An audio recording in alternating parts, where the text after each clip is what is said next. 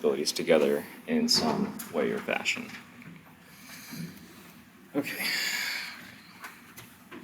So the easiest way of combining probabilities happens when you're trying to combine the probabilities of two independent events. And two events are independent if the outcome of one does not affect the outcome of another. Like after one event happens, the slate is reset and you're starting again from scratch. Those two, that means those two events are independent from each other. So something like picking a card out of a deck of cards and then putting it back, right, so that the deck of cards is exactly the way it was before you did anything. Then picking another card, those two events would be independent, right? Because you sort of reset it back to how it was in the beginning between the two events. So you sort of reset things between the two events.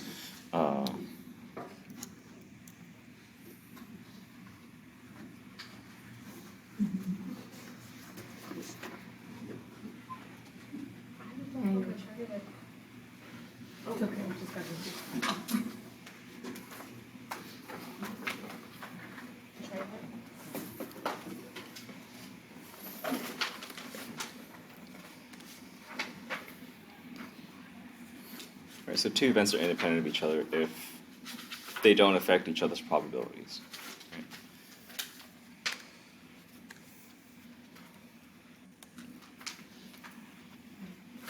The outcome of one does not affect the probability of the other event. Well, that's what just highlight the whole thing. Two events are independent. The outcome of one does not affect the probability of the other event.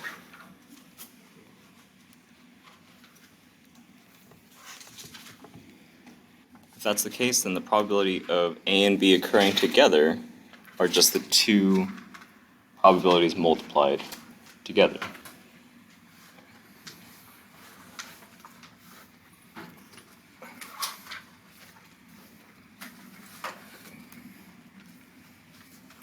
All right, so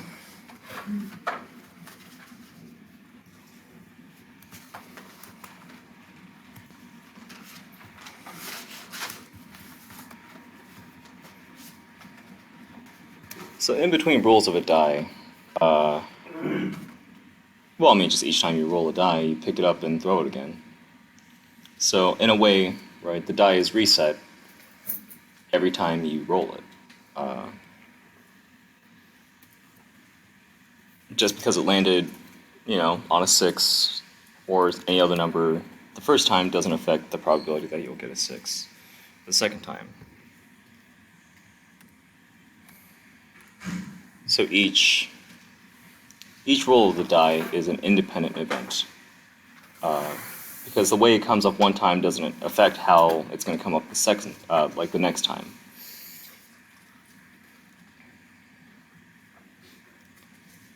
So the probability of one dice roll does not affect the probability of the next one.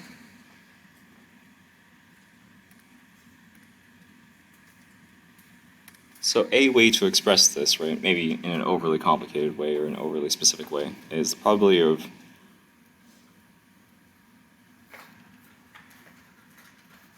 rolling a 6, then rolling a 6, then rolling a 6, right? Rolling 3 6s in a row.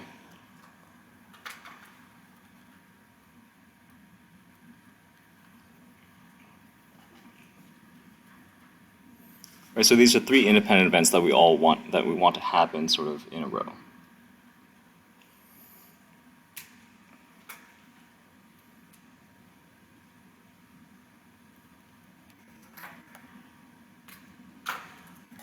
Actually, no reason to overly complicate it.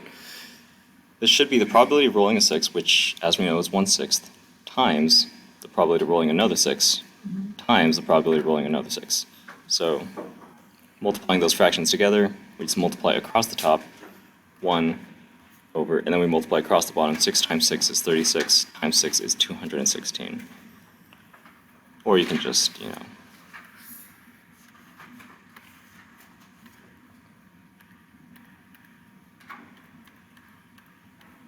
I mean, you can calculate the bottom by itself, right? Or you can, of course,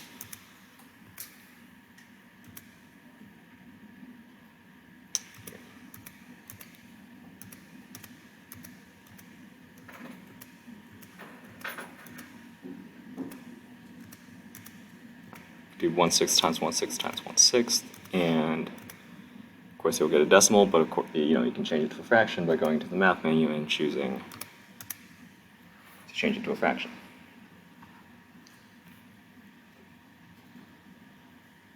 But these independent events, you just take the individual probabilities and you multiply them together to get the probability of them happening, together.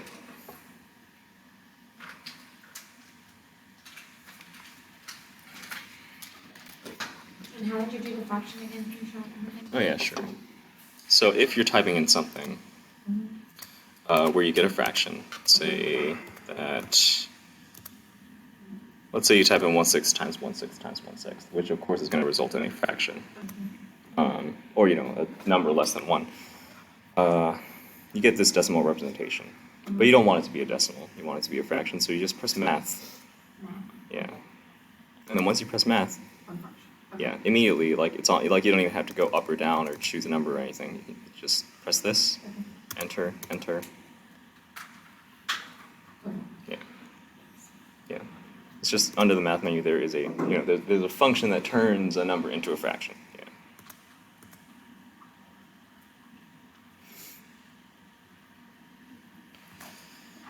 Okay.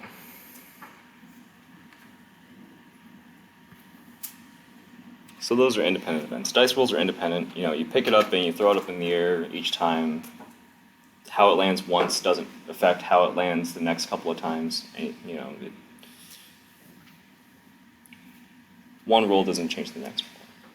So for those, you just multiply the probabilities together, like the individual probabilities together. You'll get the probability of them happening together. On the other hand, if two events are dependent, that means that how the first event comes up does affect the probability of how the next event happens.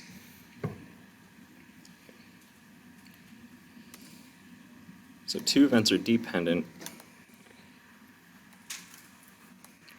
Two events are dependent if the outcome of one does affect the probability of the other.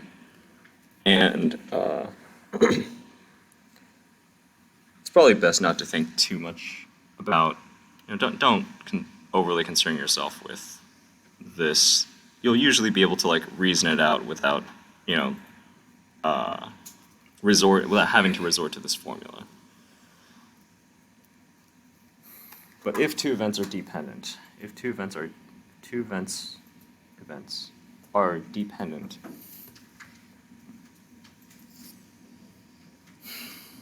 the probability of them happening together should be the probability of the first event.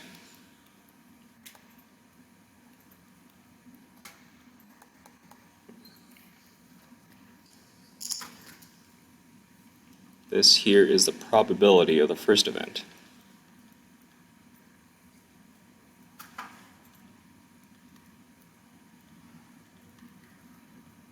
And this here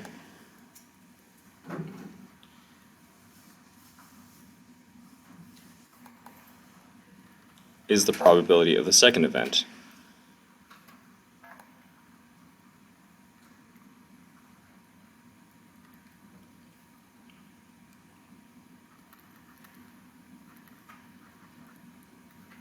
If the first event has already happened.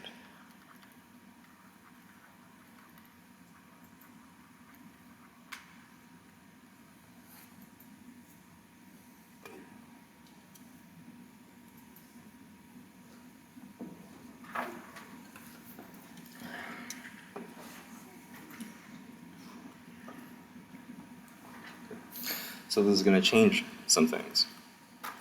Right, so we're just going to get the probability of them happening together by multiplying the, first one stays the same, right? Just the probability of the first event happening, that's the same as before. You still multiply, but the thing you're multiplying by is no longer just the, it's no longer the sort of, at the beginning probability of B. What you're multiplying by is actually the probability of B if A already has happened.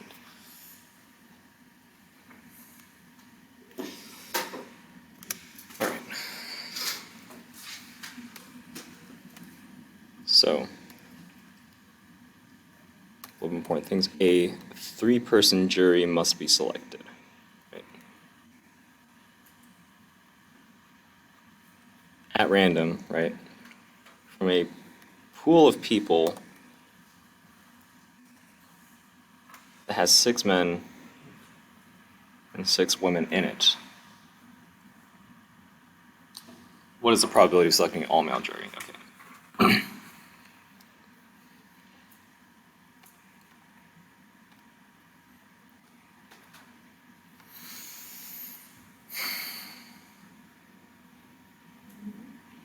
All right. So, what is the probability of selecting an all-male jury?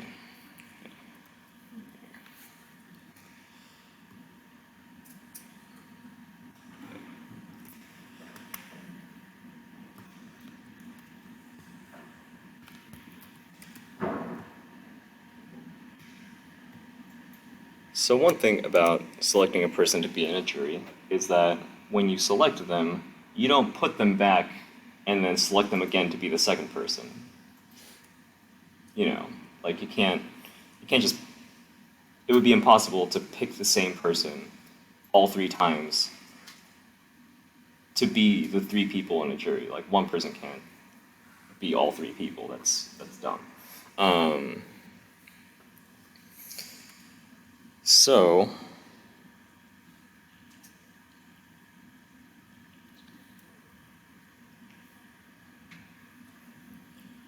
the probability of what the first person happens to be will affect the probability of what the next person has to be, and those two will affect the probability of what the third person has to be. So, for example, the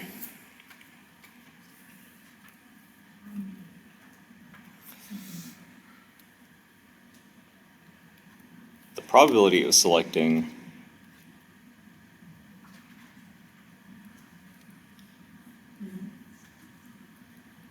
a man, then another man,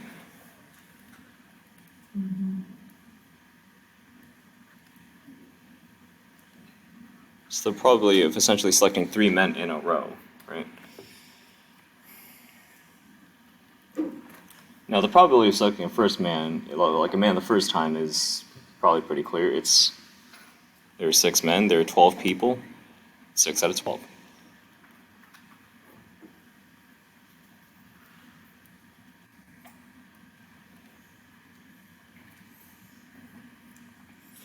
The probability of subsequently selecting another man, it's not 6 out of 12, it's not this, right? Because you're not taking a man, putting him back with the chance of selecting him again the second time or the third time around. It's not this. These are not independent events. You're not putting him back into the pool to be selected again. So,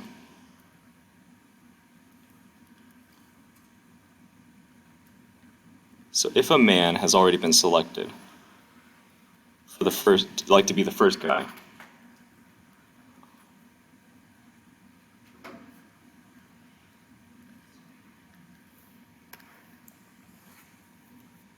there's no longer 6 men, and there's no longer 12 people. If a man has already been selected, there are going to be 5 men left, and there aren't going to be 12 people left, there are going to be 11.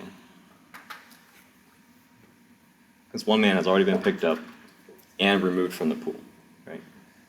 If a man was selected the first time, he's gone.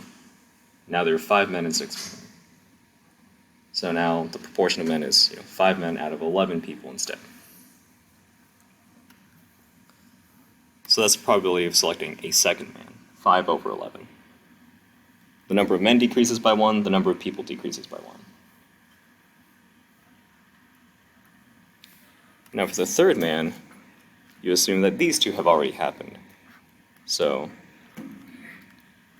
if 2 men have already been selected,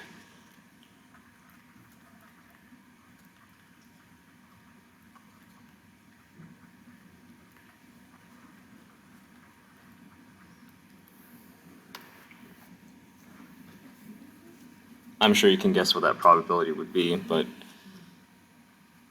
if 2 men have already been selected, now there are 4 men. And there are no longer 12 people to choose from. There are 10. So this is if events are dependent, right? And dependent events, you can usually tell if events are dependent if, there's something that you're not putting back. Like if you're picking a card out of a deck and setting it to the side and picking another one. Those are dependent events. If you're picking a man from a pool of people and sort of setting him aside, you're not putting him back to be selected again. And then selecting some more, those are dependent events. Because how the first event comes up is going to affect your chances on the events that are going to follow.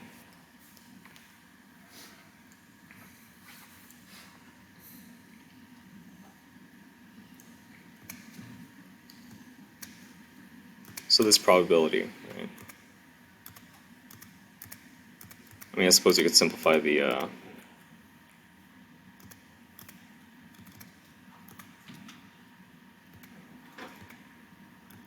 probabilities before multiplying them, but there's no real reason to if you're using a calculator.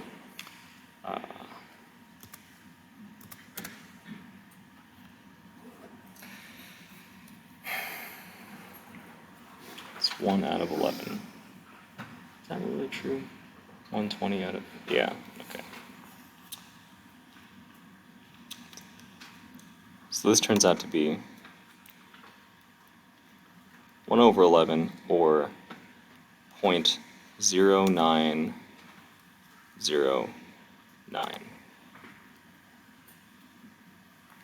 Repeating.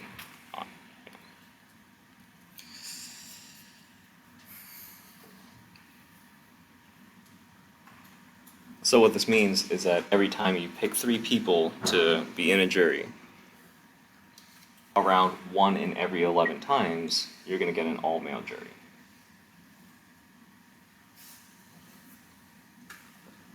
The other times you might get some sort of mix, you might get an all-female jury, but 1 out of every, 1 out of the 11 times, like approximately 1 out of every 11 times, you're going to end up picking an all-male jury, just picking them at random.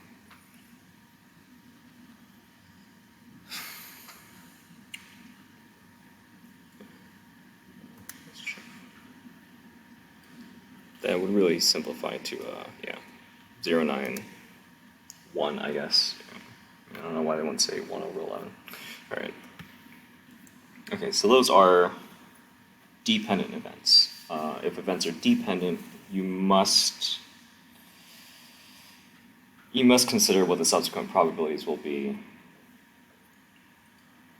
if the first event has already happened. So that's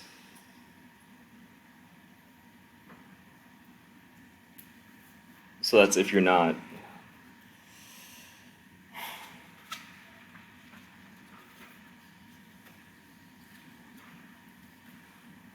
you'll be able to tell whether something is dependent or not based on whether it returns to its initial state after you make every selection, or after you roll every die, right? After you roll a die, the situation is the same as when you started, so every dice roll is independent. If you take a coin out of a bag and you refuse to put it back, and then you pick another, those are dependent because it's not the same way as it was in the beginning when you make your second selection. So, yeah, just...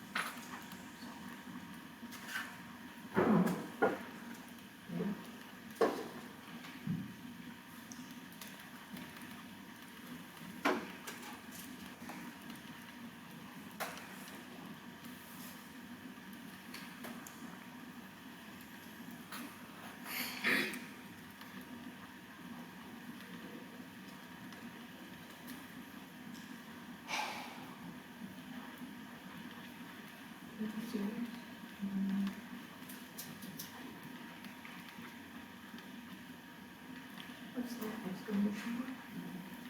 It's not supposed to mean.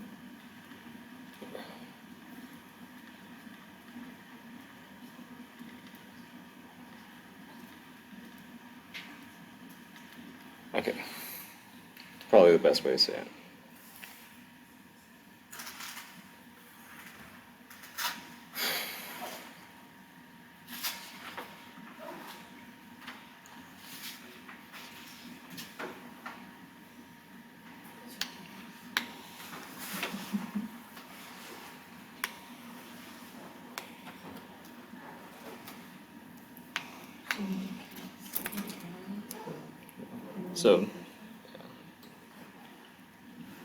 So dependent events are most likely going to happen when there's something that you're not putting back, right? You're taking it and you're just setting it off to the side, like a jury selection, or maybe, you're picking multiple cards at a time, one after the other without putting them back. Something like that.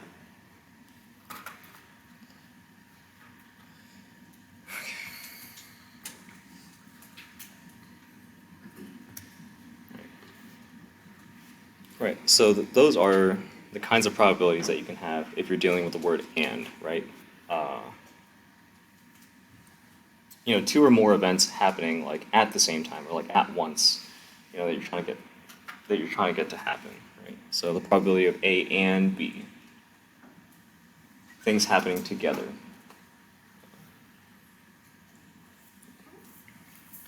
Now, we're going to talk about something else now, and that's the probability of A or B, right? One event or another happening.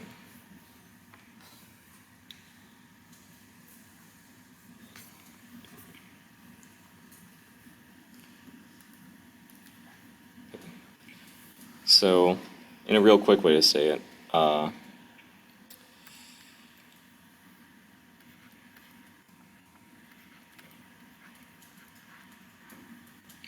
for and probabilities,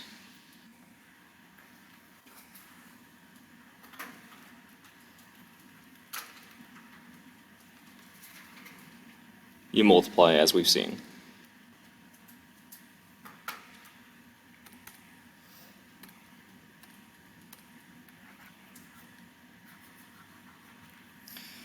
And for what we're going to talk about now,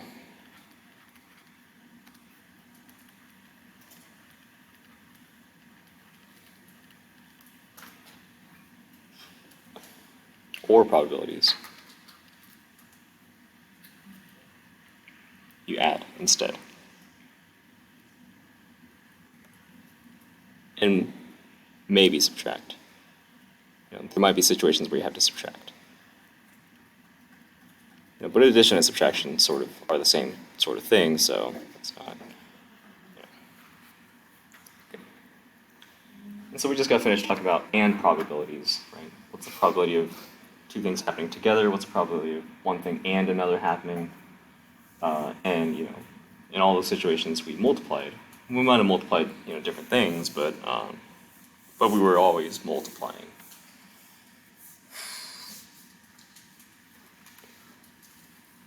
Probabilities that deal with or, on the other hand, are going to have you adding and maybe subtracting. And to determine which of those is going to happen, it helps to know whether two events are considered to overlap or not.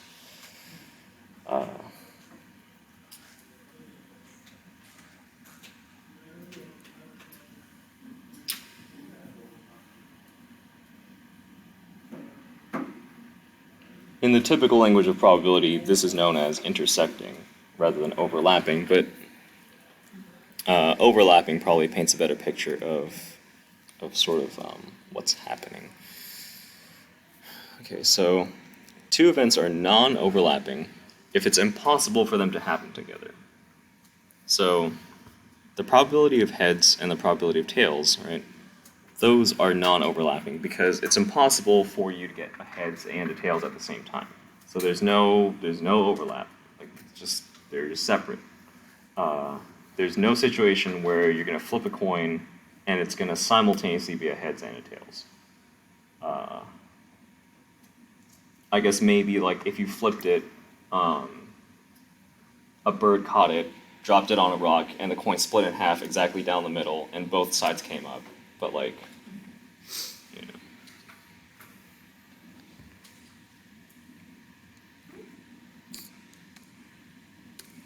Okay. But if two events are non-overlapping like this, the probability of A or B happening is given by their sum. The probability of A plus the probability of B. Keep in mind that it says or.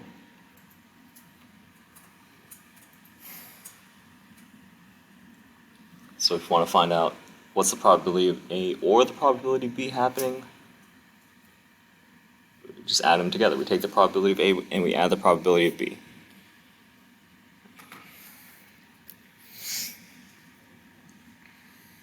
And, you know, to some extent you've seen this already.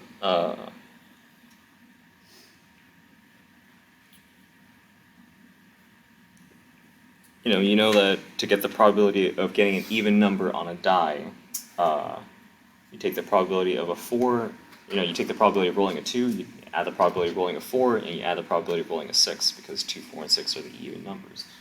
Right, so you've technically already done this in some ways. Okay. So.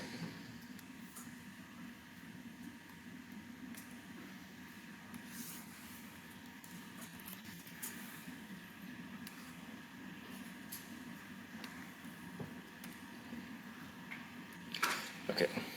Suppose you roll a single die. What is the probability of rolling a 2 or a 3? Okay, not a 2 and a 3, of course, but a 2 or a 3.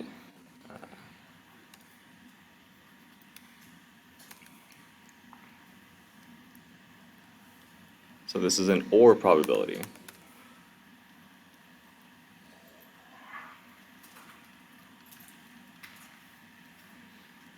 Which means you add. Not the 2 and the 3. You don't add the 2 and the 3, of course. You add the probability of rolling a 2 and the probability of rolling a 3. So the probability of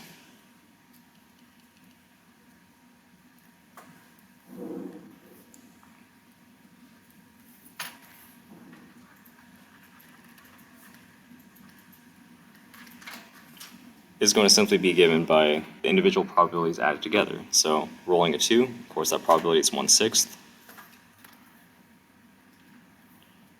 plus the probability of rolling a 3, which is also 1/6. So that's 2/6, or, you can reduce that to 1/3.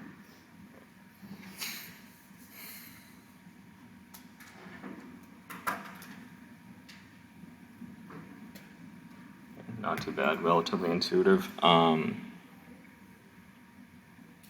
one important thing to note is that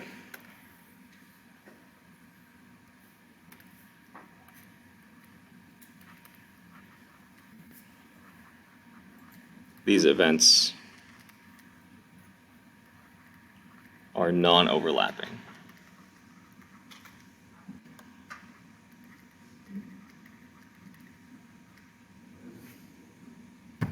There's no way for them to occur at the same time. You can't roll a 2 and a 3 at the same time.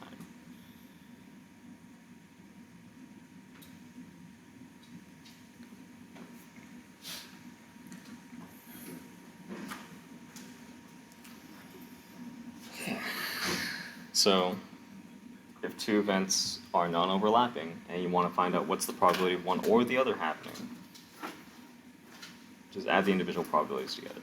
And that's if they're not overlapping. That's if there is literally no chance that they can both happen at the same time. On the other hand, if they are overlapping, meaning that it is possible for them to occur together,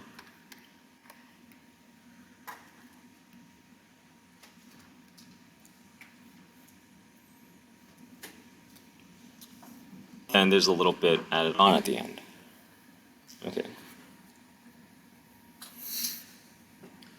So if you wanted to know, for example, the probability of picking a queen or a club,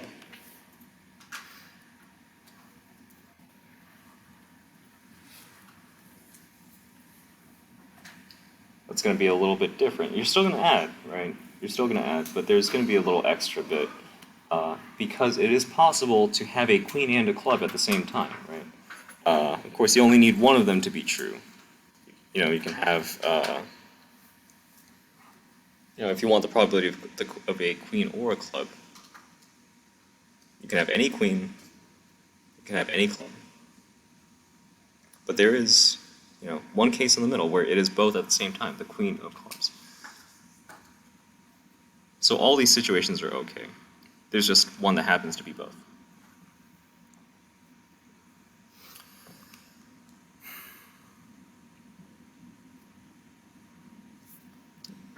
And the way that that happens, if two events are overlapping, you still add the individual events together, right? That part is the same. But there's this little extra bit at the end, minus the probability that they happen together. And the reason for that is because if you added together, if you only added together the probabilities, the individual probabilities here like this, that would be like taking the probability of a queen and the probability of a club and just sort of smushing those together, adding them. But if you do that, then this card that's in the middle, it gets counted twice, right? It gets counted once when you consider the queens, and it gets counted another time when you consider the clubs. You don't want to consider it twice. You don't want to count it twice. You know, there's only the one card. You don't want to accidentally count it twice, just because it happens to be a part of both, you know, categories. You only want to count it once. So in order to reduce double counting, there's this extra bit at the end minus the probability of A and B, right? You just sort of subtract away this intersection one time so that it doesn't get counted twice. Because it's going to get counted once, you know, the intersection is going to get counted once for A, and it's going to get counted another time for B. You don't want to count it twice, so you subtract away the intersection one time.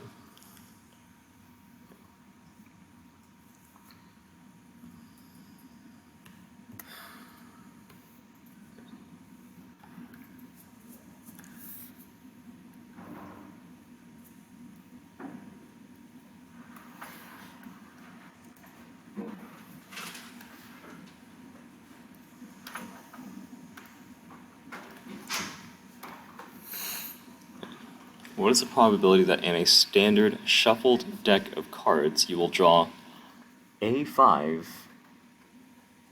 or A spade?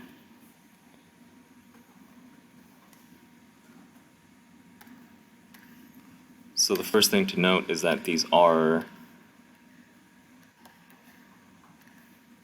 overlapping events because it is possible for them to occur together.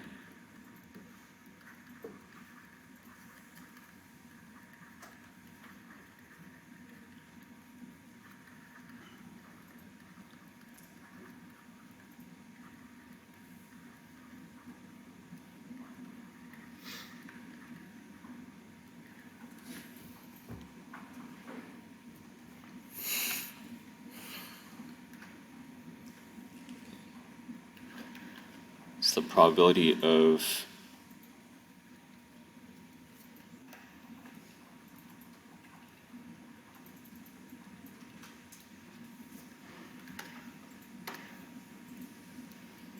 or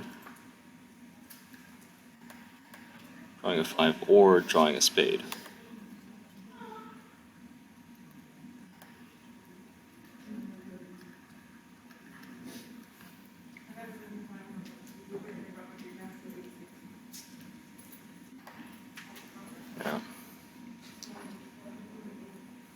how many 5s are there out of the 52 cards? Right? There are 4 of them.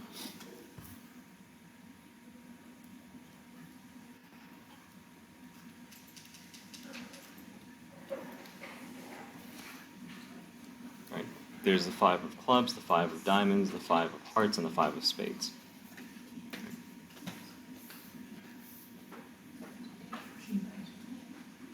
And this is an OR probability, so you're going to be adding it together with something.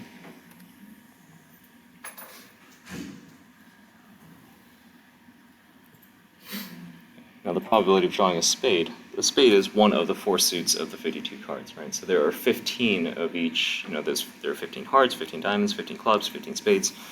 13. There are 13 hearts, 13 diamonds, 13 clubs, and 13 spades. So 13 of the 52 cards, right, count as spades. And the 5 of spades is among them.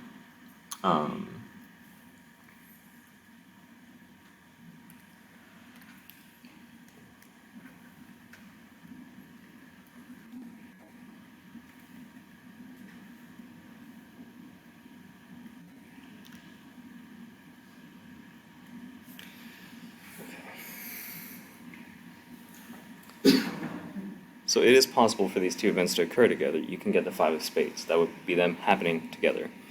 The 5 of spades gets counted here. It gets counted as one of the 5s, and it gets counted again as one of the spades.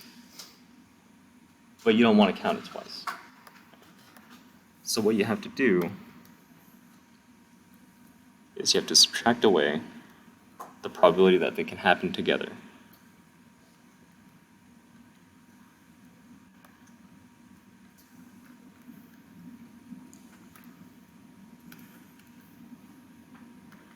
This here is the probability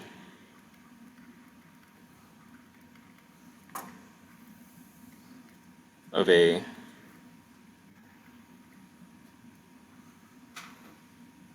spade and a 5.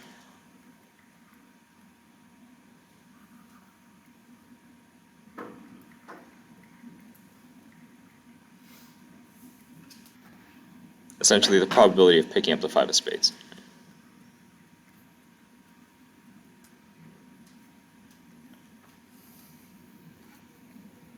It gets counted once here and counted once here. You don't want to count it 2 times, so you subtract away the intersection so it doesn't get double counted. Right? The probability of getting a 5 of spades is one of, it's one of the 52 cards.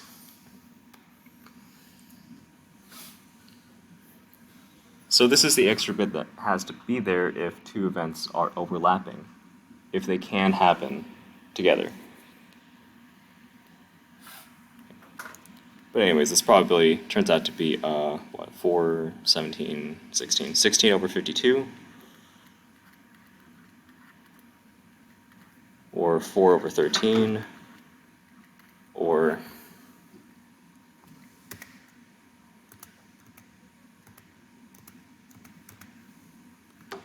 0.308.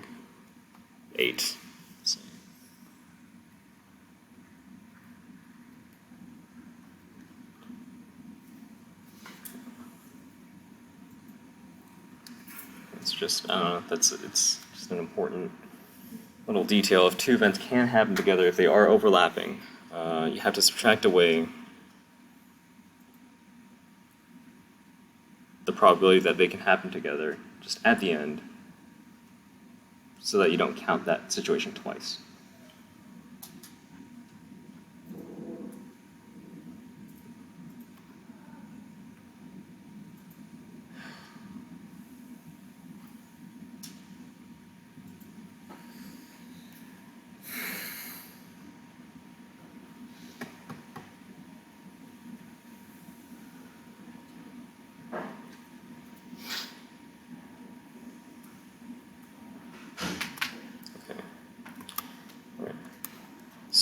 So far,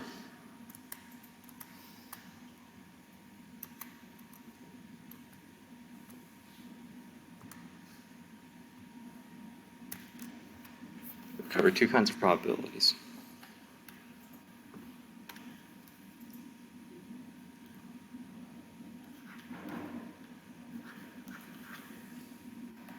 and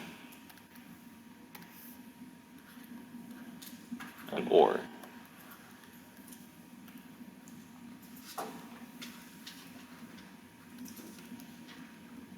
For probabilities of two events happening together, we multiply. For or, we add. And maybe subtract. But if you have an and probability and you're multiplying, the question that you have to ask is,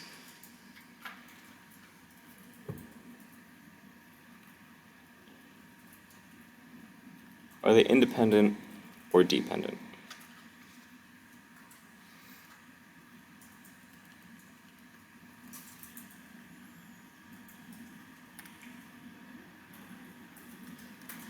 Well, if it's independent,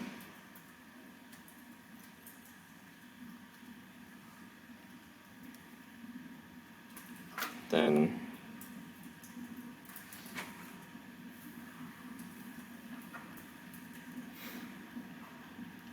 just multiply the individual probabilities together.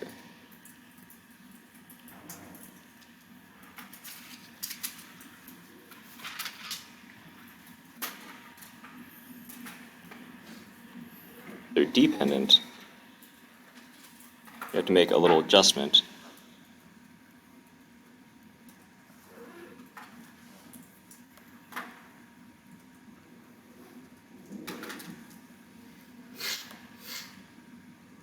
The probability of A still gets to be the probability of A, but the second probability is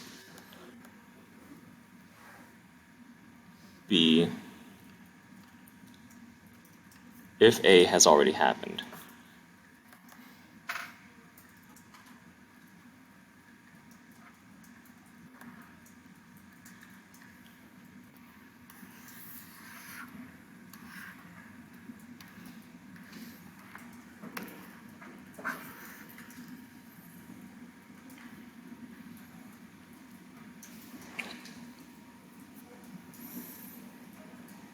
Because with dependent events, the probability of the first event is going to affect the probability of the second event. So you sort of have to assume it's already happened when you calculate, your second event.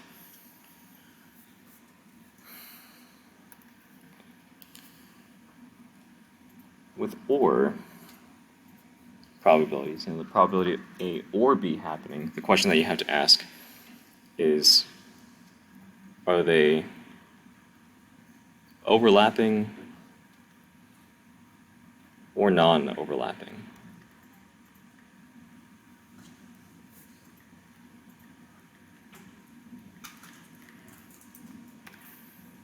If they're non-overlapping, that's easy.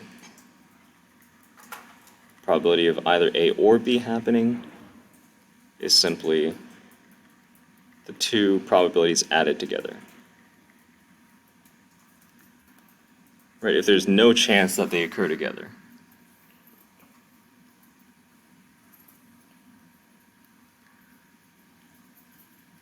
If they are overlapping, if there are certain situations where A and B can happen together,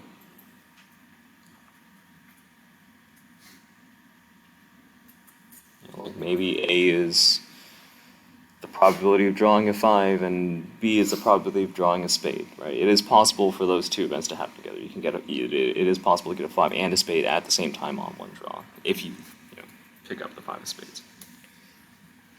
So if you have an overlapping event like that, then the probability of A or B gets a little bit added on to the end. It is still the individual probabilities added together. Oops. But there is this little bit at the end where you subtract away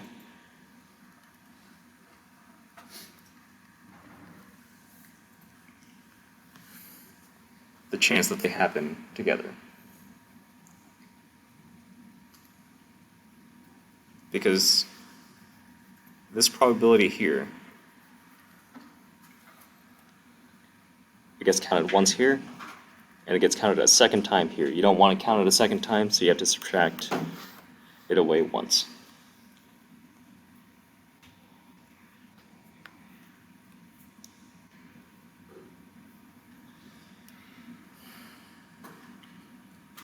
And that's if there is an outcome that belongs to both events,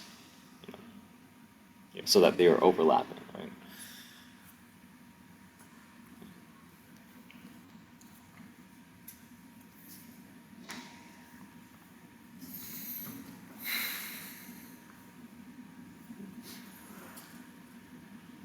So if there was one thing to take away, it would probably just be this.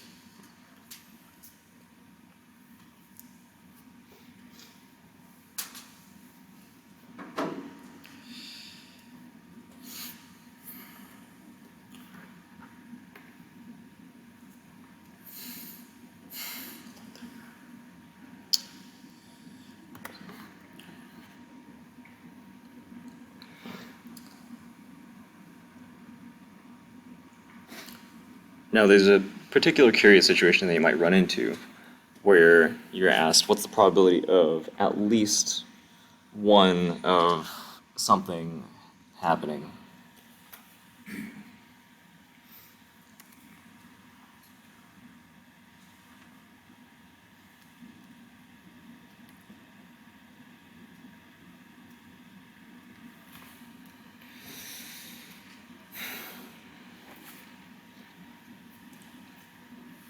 You might be asked, oh, you flip a coin 10 times, what's the probability of getting at least one heads?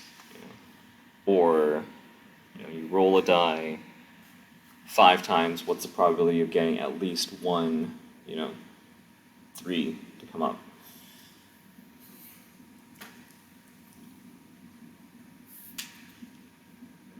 That could be a relatively complicated calculation. Like, for example, if you were flipping 10 coins and saying what's the probability of at least one head coming up? You could take the probability of one head coming up, add that to the probability of 2 heads coming up, add that to the probability of 3 heads coming up, and 4 heads, and 5 heads, and 6 heads, and 7 heads, and 8 heads, and 9 heads, and 10 heads. Those are all situations where you get at least one heads. You could add them all together after calculating them individually. But an easier way to do that would be to take the complement of having at least one event happen. So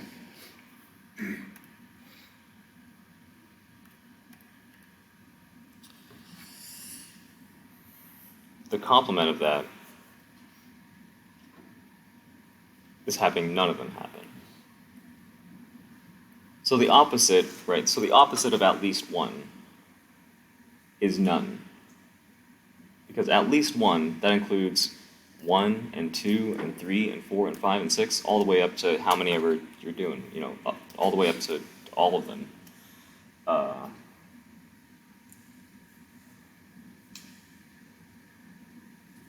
So the opposite of that, the only one that's not included is the situation where you have 0 occurrences of A.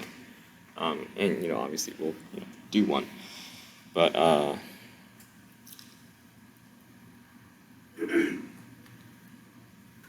if we use the complement instead, the probability of at least one event A happening is 1 minus the probability of no events A happening. And depending on how many times you do it,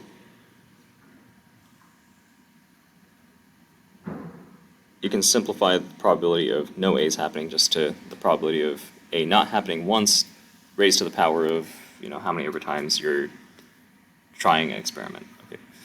So for example, if you want to know what's the probability of having at least one head,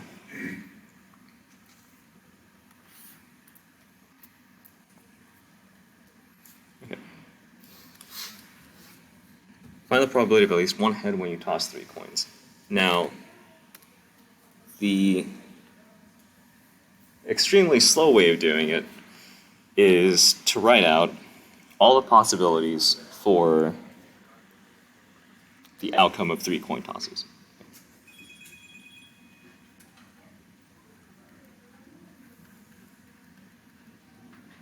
So start with And there's going to be 16 outcomes that we're going to write.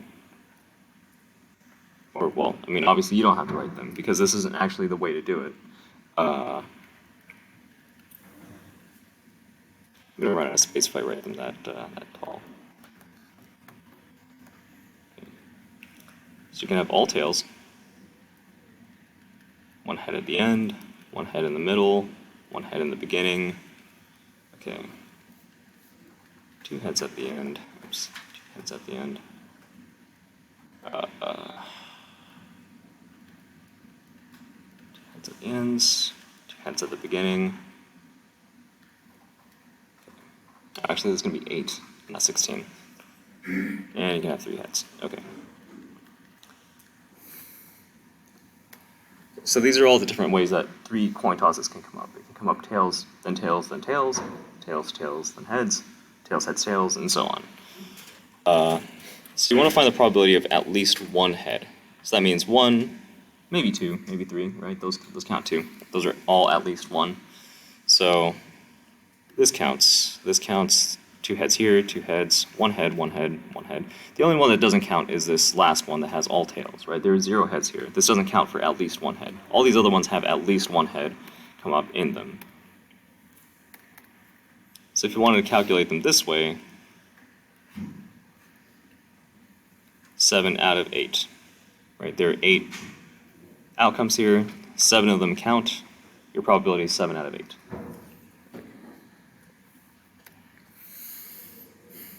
A much quicker way to do this would be the probability of at least 1 head.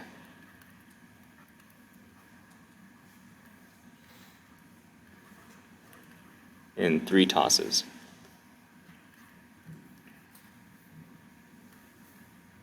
At least 1 head means 1 or 2 or 3. Those all count. What this is it's the probability. It's 1 minus. It's the opposite of, right? 1 minus means the complement. It's the opposite of the probability of no heads.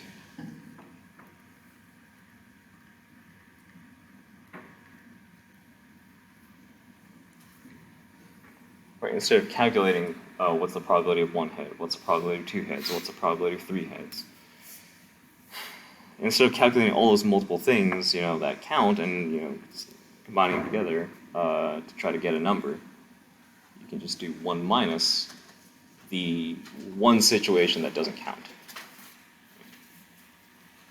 1 minus the probability of having no heads.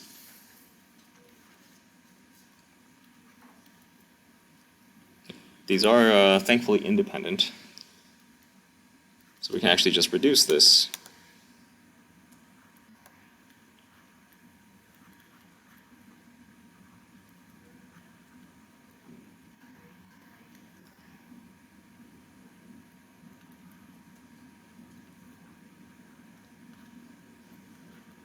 The probability that it comes up not heads raised to the 3rd power.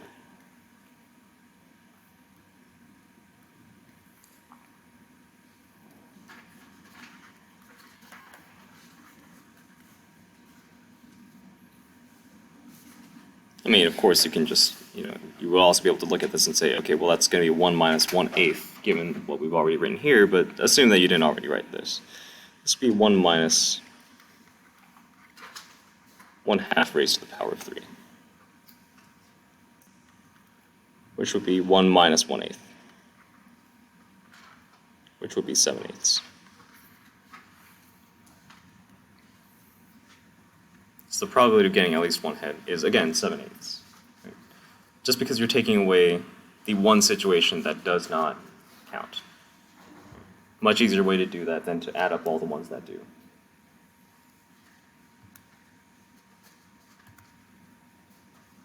And if you didn't want to multiply fractions, you could totally just 1 minus 1/8. In parentheses, by the way, to the power of 3. And then just, oh, wait, that's not right. 1 minus 1/2. Yeah. Yeah. All right, and then change that to. Yeah. Yeah. 7/8.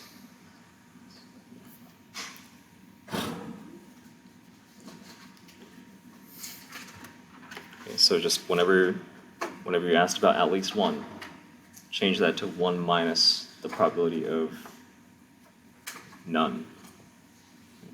And you'll have a much better time of it.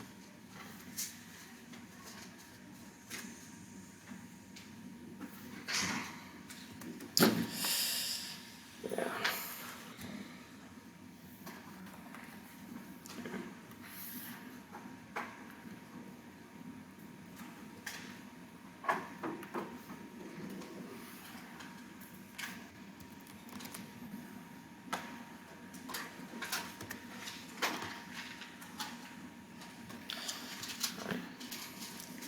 So for another example of this, you purchase 10 lottery tickets for which the probability of winning some type of prize on a single ticket is 1 in 10, which probably seems kind of high, but I mean, you also got to consider that, like, half the time when you win something on a lottery ticket, it's literally just the price of the lottery ticket back, so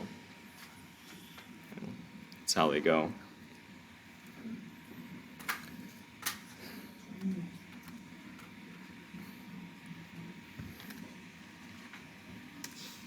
So what is the probability that you will have at least one winning ticket among the 10 tickets? Okay, so you want to know the probability of at least one win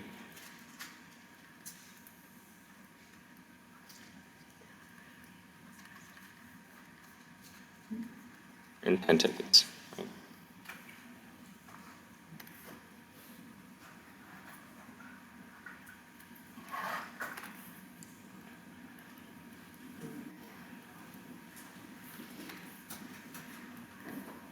So this includes, right? The trouble is that this includes 1, 2, 3, 4, all the way to 10 wins. And you don't want to calculate each of those individual probabilities and add them together. So the easiest thing to do is to take 1 and subtract away the probability of no wins.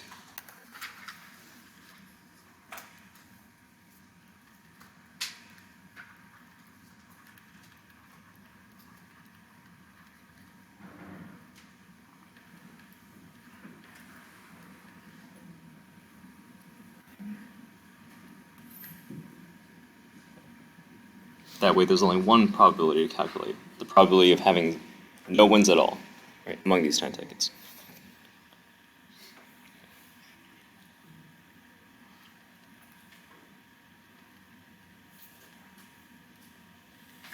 Now all these tickets are independent, so you can actually just take the probability of not winning once and raise it to the 10th power.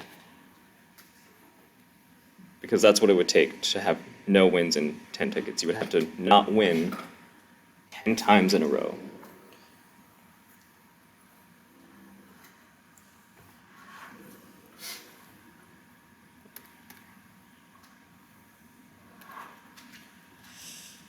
Now the probability of winning is 1 in 10.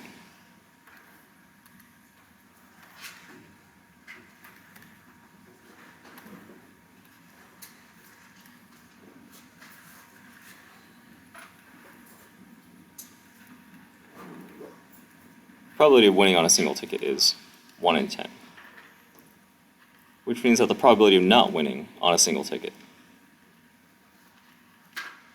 is 9 in 10. Right? If 1 out of 10 times you win, that means that 9 out of 10 times you don't win. Okay, so the probability of not winning there, this is 9 out of 10.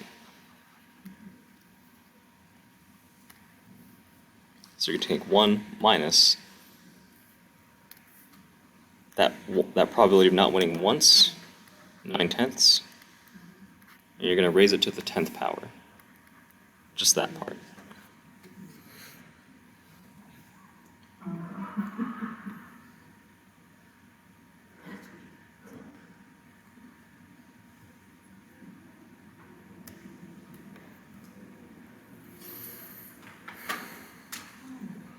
So essentially, like, to calculate the probability of winning at least once, you're going to take 1 minus the probability of losing 10 times in a row, because losing 10 times in a row is the only way you can fail to win at least once.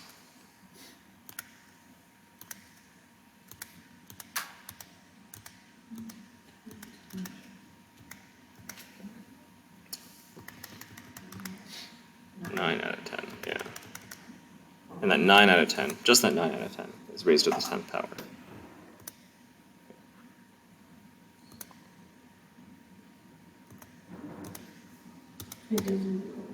Yeah, really. This 10 to the 10th is, it's a little bit too large to be a denominator. So that happened on a test, what do you do? Oh, I mean, it's okay to write a probability as a decimal. Like, there's no reason that you couldn't write a probability as a decimal. Okay. Yeah. Just asking. Right. We'll say that that probability is around 0.651.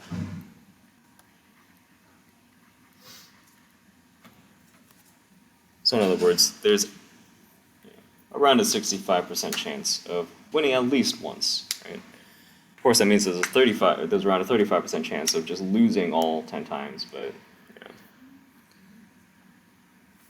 So certainly not what you might immediately expect from having your chances of winning on a single prize be 1 in 10.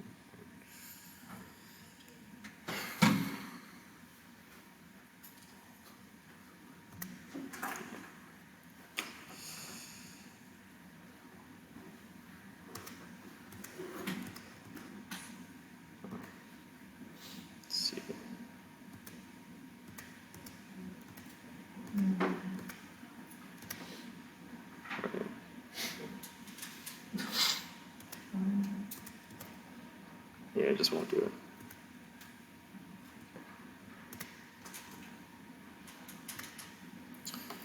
Right. Yeah. 0.9 is just 9/10 written out as a decimal.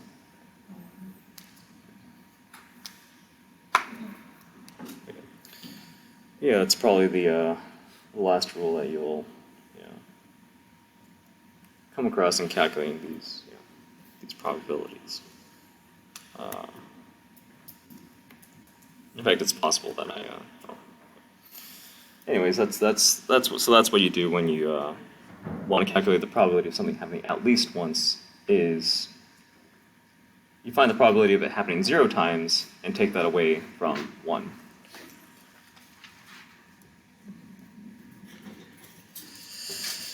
All right, but other than that, this is basically a summary of everything else, right, that came before that,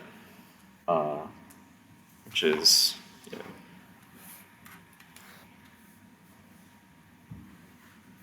what all those ideas are going to rest on. Now, keep in mind that the word "and" isn't necessarily always going to literally appear, right?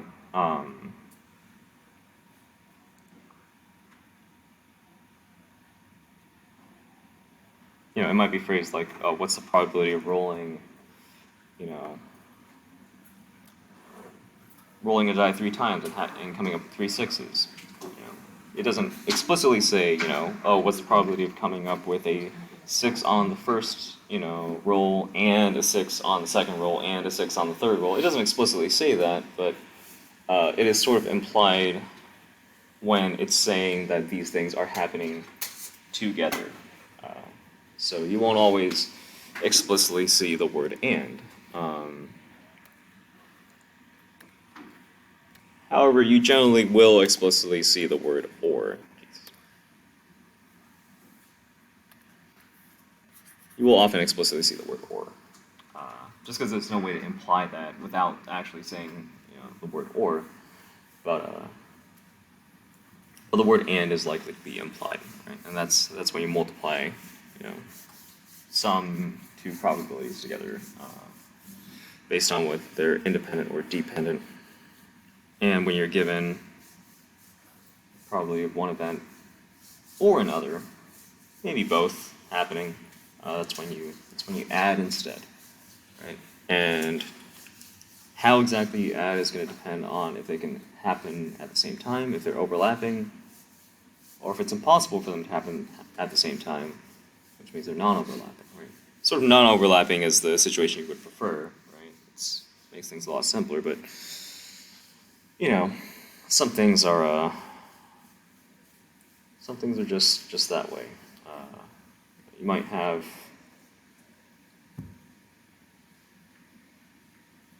maybe you have a class and maybe you're the instructor of a class and you select a person at random and you've got to find out the probability that they,